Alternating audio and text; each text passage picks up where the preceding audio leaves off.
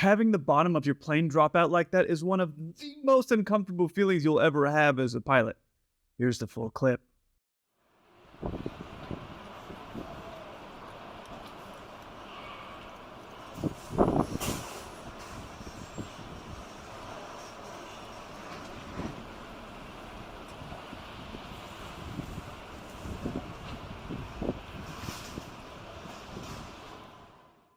First things first, this pilot did something that always impresses me, and that's how quickly they got the landing gear to go up here after the go-around.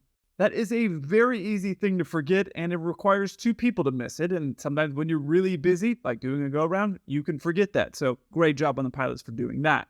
The next thing is they did the go-around. But was that the right decision this low to the ground? In most US carriers that I've ever seen, we have a policy called a no-fault go-around. What that means is that if you do a go-around, you don't have to justify it to anybody. It didn't used to always be that way. It used to be if you did a go-around, you then had to explain to the chief pilot or to somebody at the airline, hey, this go-around was done for this reason. And what that does is it creates pilots trying to force a landing, even though something may not look very good. So I don't know about this carrier, and around the world, it's not always that case.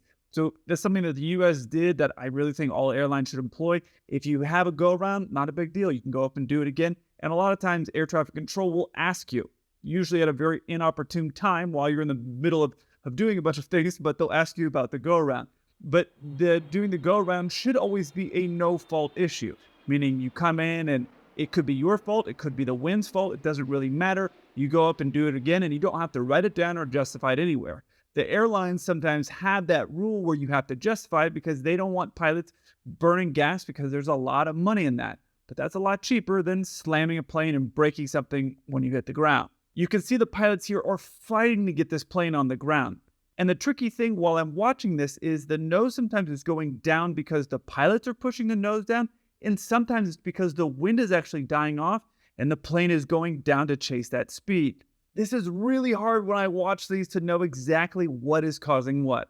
Now, during these types of gusty crosswind landings, there is a lot going on for the pilots. The thing you need to realize is they're trying to manage their speed going forward and backwards, meaning you can't give it so much power as you get towards the runway because you'll end up floating down the runway, but you can't go too slow because if the gust goes away, the plane could stall really close to the ground, which obviously is very dangerous. Then you're having to deal with the pitch of the aircraft going up and down as the wind changes. So sometimes you might have a gust of wind and you need to push the nose over and then the wind goes away. So then you have to pull back so you're not now diving towards the ground. So there's a lot of things that are going on. And on top, you have the plane rotated or crabbing slightly to the left because you have a crosswind. So you have all three different axes that are happening while you're handling your power management. It's a lot going on, especially as you get close to the ground because you need to get in that touchdown zone, that first third of the runway, you have to be in there. And you have to be able to safely do it in the middle of the runway. If you get blown to the side and you end up in the grass or take out a bunch of lights, you're going to be in a lot of trouble. I'm going to play this clip for you again in just a second, but you will see the nose go over and then the bottom of the plane drop out. Watch this.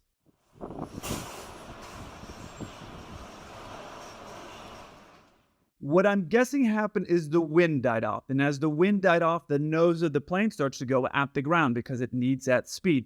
So as it goes back at the ground, then you're pitched too steeply at the ground and you pull back. But then what can happen is the bottom or the back end will settle in. And it is a very terrible feeling when the backside of your plane starts to drop out like that because you don't know when it's going to pick up again. So it's I've had it happen several times, not on the 747, but on smaller aircraft, CRJs. I've had the back end drop out like that. It is a terrible feeling, and it requires you to make immediate changes to avoid having the whole plane sink into the ground like that. Otherwise, they're doing everything right. You can see that they're in the crab, but they're lined up on the center of the runway for the most part. Definitely in a good enough position to safely land, but they chose to do a go-around instead. Now, when student pilots go to flight school, they get taught, do as many go-arounds as you need to safely get on the ground, and it's not really a big deal. You're not burning a lot of gas, and most of the times when I went through flight school, I loaded the plane up with fuel. Not a big deal. It's not going to impact the plane as much as if you take a large jet and put it full of fuel, you're burning a lot of fuel carrying that fuel that you don't really need. So when you're sent to a destination, you have enough extra gas to be able to go to an alternate airport and stop it and land there. So you have a balance, and they have to balance out a good ratio of what's too much fuel, but what's safe. So when you're doing a go around in flight school, not a big deal. You could do 6 until you got safely on the ground. I think one of the times I had to do 3 to safely get on the ground because the wind had started swirling around when I was in the desert. And so it took me, I think, 3 tries to get safely on the ground. But on a large jet like a 747, if you have to do a go around, you could end up burning 5 or 6 tons from that point to get back around and land again. That's a lot of gas. So one of the things that you have to evaluate when you're coming in and it's a really windy day and you do a go around is, where's our backup airport going to be? How much gas is it going to take us to get there? And then we need to make sure that we have enough to get there and safely land. And what is the wind like? So the wind at this airport that they're landing out is obviously very gusty and it's a crosswind. Well, if that is the exact same conditions that they have at their alternate airport, then what's the difference? Why are you going to burn the extra gas getting up and flying over there to have the exact same problem? So on top of dealing with safely landing the plane, you're also thinking about, okay, if I can't get in here, how many tries do I have? And after those tries, what's the weather like at the other place I'm going to go where I know I can safely land? All the passengers or the freight or whatever's on your plane is planning to get off of that place. So you want to try as many times as you safely can to get in there. But if you can't safely get in there, what's my backup? Because running out of gas is not a good plan. Now the question is, could the pilots have just forced it down at this point? Absolutely. The plane is low enough to the ground. Had they goosed the power quickly, they would have stopped the back end from dropping out, and then the nose would have came forward and they could have made it on the ground.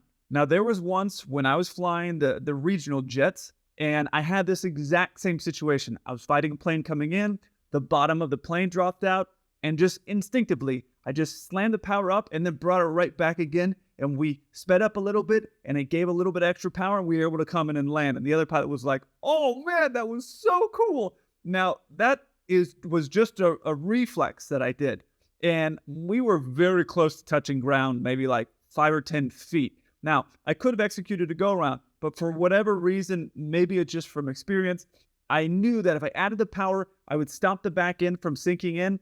And on these regional jets, you're able to get power really quickly. On my plane, on a 747, if I were to do that, slam it up and then pull it back real quick, it would do nothing. The engine wouldn't have enough time to spool up and actually generate thrust. But on a smaller regional jet, you're able to. As your plane gets smaller, you typically are able to get power quicker.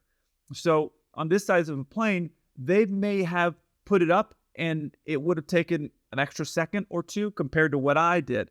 I've never flown this plane, so I can't really say how quickly they get power.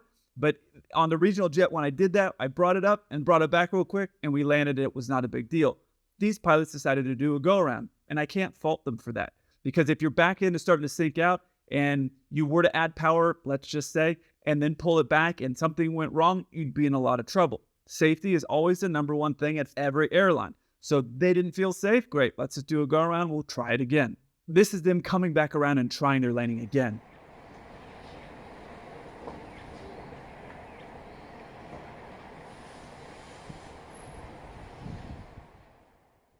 Now, the wind looked a lot less crazy, and it could have been a different crew. It could have been a different day. It could have been all kinds of different things, but it looks like it was the same plane. Anyways, the wind looked more stable. They came back around and tried it again. I don't know what attempt that was. It could have been attempt number 5 for all I know.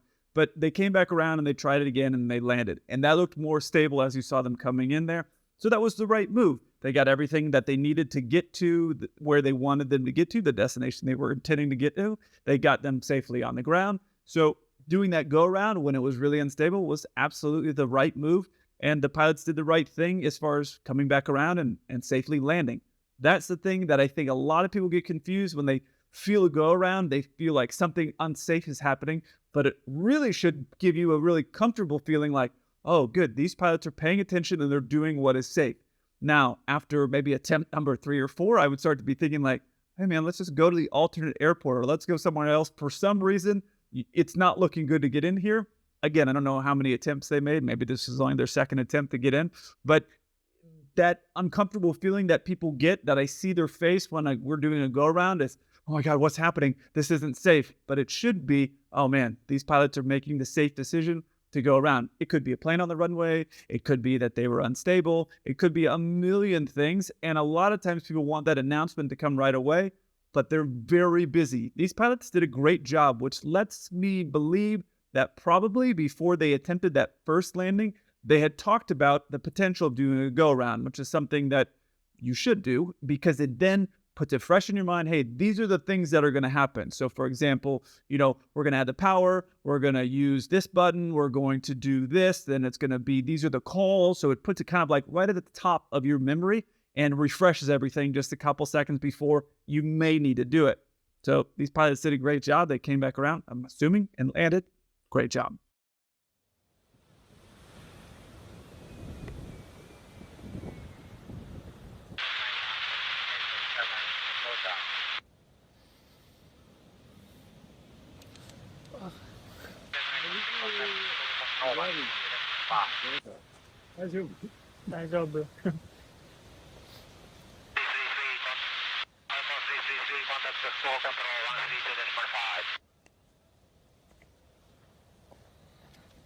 I did around there.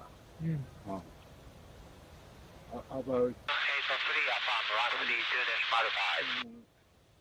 hours within 1 hours.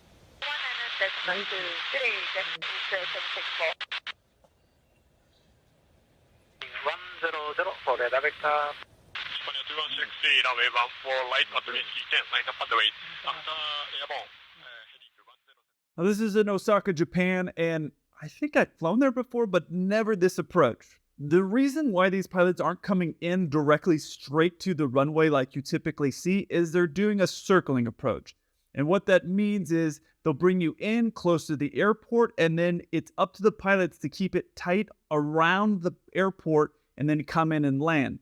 There is no approach on this direction coming in to land, so it's up to the pilots, and typically the circling landing is done by the captain, which then adds an extra layer of complexity because what you have then is you're coming in from the captain's side, you're coming into the runway. In this situation, you have the runway off to the right-hand side. So if your plane is level and you're sitting in the left seat, which is where the captain sits, they can't see that side. So now they're having to work on crew resource management between what they build on the screens, which there's different things that different pilots will do, like they might put a 10-mile ring around the airport, and that way they know they can stay within that 10-mile ring or whatever their parameters are. Then they'll have the first officer who's sitting in the right-hand seat looking out the window. Hey, this is where we're at. So they'll build some different things on there to kind of give them an idea. But from the captain's seat, you can't really see out the right-hand side of the window until you really start your turn in. So it's a tricky one to do. You have to work as a crew and just have an idea of what's going on. Obviously, this is a Japanese crew. I'm sure that they have done this before. I have never flown that approach into that airport, but I think I have gone in there, but the other direction on just a normal approach. But when the wind is not working in your favor, you can't land with a strong tailwind. So they need to have something set up. So, hey, in the event the wind is really coming that direction, which is probably almost never, we need to have something set up to be able to land that direction. And that is a circling approach. But from the angle that they're filming at, I thought they were just going to like blow by and end up in the middle of the runway. But they have a strong crosswind that's pushing them to the left. So they just left the plane sitting on a crab as they came in to land, which was the right move. So once the plane rolls out and they're lined up with the runway, then it's all totally normal. So the captain, I'm just guessing, is doing the flying here, but they can see the runway. Now the plane's all normal, and it's just a normal approach once you get back around on that side. You have the visual guidance. In a lot of cases, you will set up a vertical guidance inside your aircraft. So you can create something like a descent path in the computers inside your aircraft. So you have something to visually go at there, plus you're outside, plus visually just looking at the runway. So there are things that we set up to help ourselves out if there isn't a normal approach that's set up for landing in that direction. They're not going to want to have a plane come over and do a very steep descent to get in and land. So they have this circling approach. Now, this pilot did a great job. They didn't take out the crab until right as they were about to touch down, and they're doing it pretty much right in the middle of the runway. And if you didn't notice, these right here are the 1,000-foot markers, which is where commercial pilots always trying to land. But what's strange is these markers here are normally indicating 500 feet of runway, and I have no idea why they aren't matching up like they are on every other runway. But these big white bars here would still be my aiming point if I was flying. So really only 250 feet past the ideal landing area, and they're probably carrying some extra speed because of the wind. When it's a really windy day or gusty day, we'll carry extra speed because if that wind were to drop out, we're using that wind in order to safely fly.